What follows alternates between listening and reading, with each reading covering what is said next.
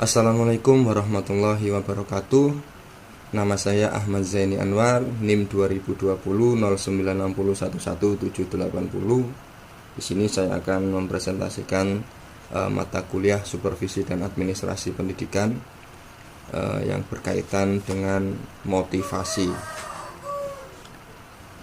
Nah, jadi apa itu motivasi? Di sini saya akan membahas tentang pengertiannya terlebih dahulu, yaitu pengertian dari motivasi dan motif ya.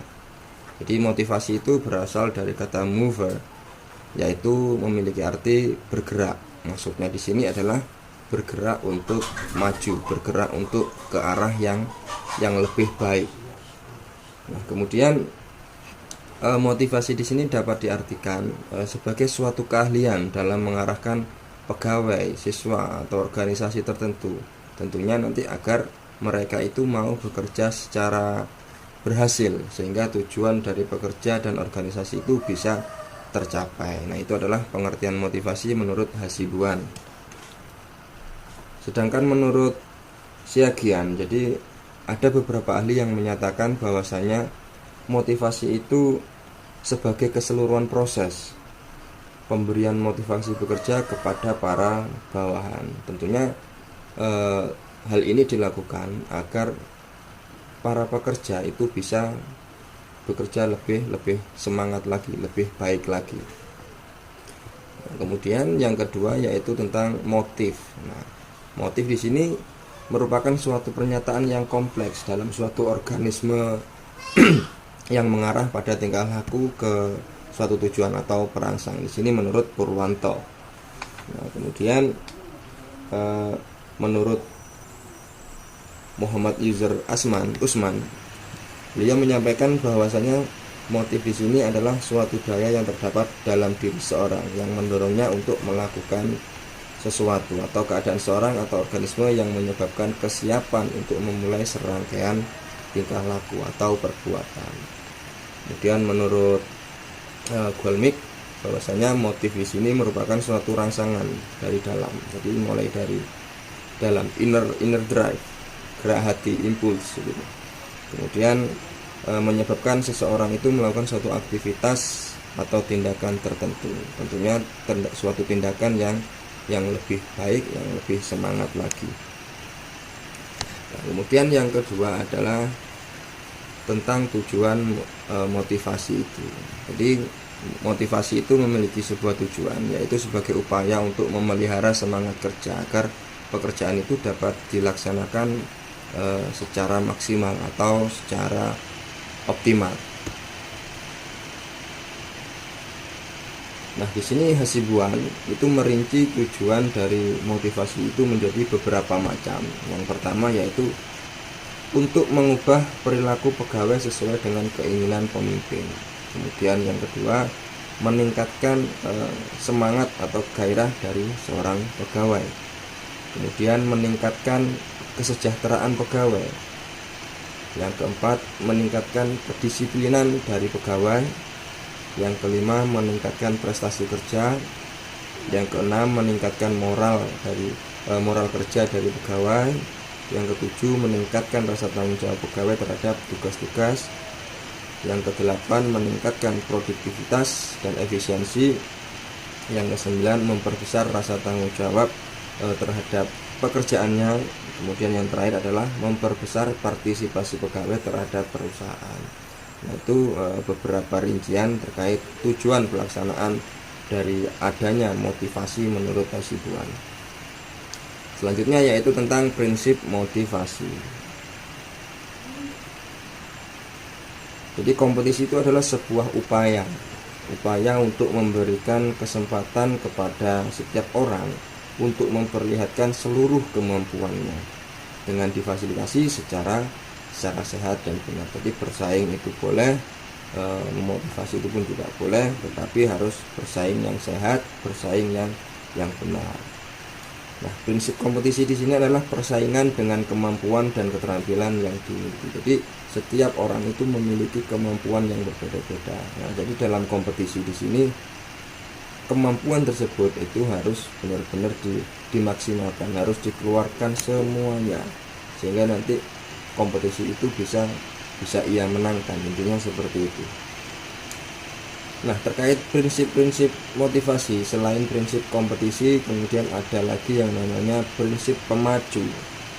Nah, prinsip pemacu di sini adalah sebuah upaya dalam memberikan sebuah dorongan, baik itu berupa tindakan positif, sehingga pihak yang diberi motivasi itu segera melakukan tindakan tersebut. Nah, tujuan dari prinsip dari motivasi di sini adalah ketika motivasi tersebut diberikan, diharapkan orang yang diberi motivasi itu menyegerakan pekerjaan yang, anggap saja pekerjaan yang deadline seperti itu.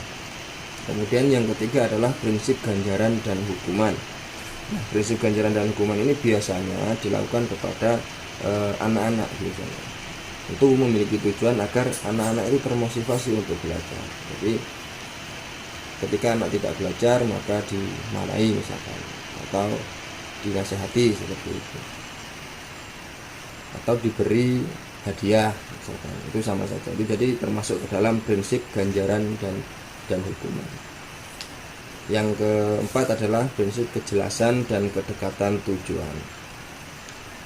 Nah, prinsip kejelasan dan kedekatan ini dimaksudkan, jadi apabila suatu pekerjaan itu sudah jelas dipahami, maka akan memberikan dorongan tersendiri, tentunya bagi orang yang mengerjakan pekerjaan tersebut, sehingga nanti tidak ada lagi yang meragukan pada saat pekerjaan itu berlangsung. Karena apabila suatu pekerjaan itu belum dapat dipahami secara utuh, akan mengurangi semangat untuk mengerjakannya. Intinya sebuah pekerjaan itu sebelum kita melakukannya, kita pahami dulu apa yang akan kita lakukan, sehingga nanti ketika kita melaksanakan pekerjaan tersebut itu bisa sepenuh hati, bisa senang, bisa semangat. Jangan sampai nanti ketika kita melakukan suatu pekerjaan itu didasari rasa terpaksa atau tertekan dan sebagainya. Tapi kalau pekerjaan itu kita lakukan dengan senang, maka kita bekerjanya pun juga akan merasa senang. Kemudian yang kelima adalah prinsip hasil. Nah, prinsip hasil di sini suatu pengetahuan atau pengertian dari seorang dalam memahami hasil kerja yang akan diperolehnya nanti. Nah, setelah pekerjaan tersebut selesai. Nah, apabila hasil nanti yang diperoleh itu sudah dapat diprediksi, maka nanti memberikan motivasi pada seseorang untuk lebih giat dalam melakukan pekerjaannya. Jadi memberitahukan bahwasanya ini hasil dari sebuah pekerjaan yang cara mengerjakannya seperti ini, kemudian ditunjukkan kepada orang lain, yang mana nanti tujuannya orang tersebut itu bisa termotivasi atau bisa melakukan hal tersebut seperti itu. Kemudian yang keenam adalah prinsip pengembangan minat. Nah, di sini prinsip tersebut itu benar-benar menyesuaikan dengan kondisi seseorang yang diberi motivasi tersebut. Nah, karena ini bertujuan agar nanti minat seseorang itu bisa dijadikan sebuah dorongan untuk meningkatkan semangat kerjanya. Kemudian yang ketujuh adalah lingkungan yang kondusif.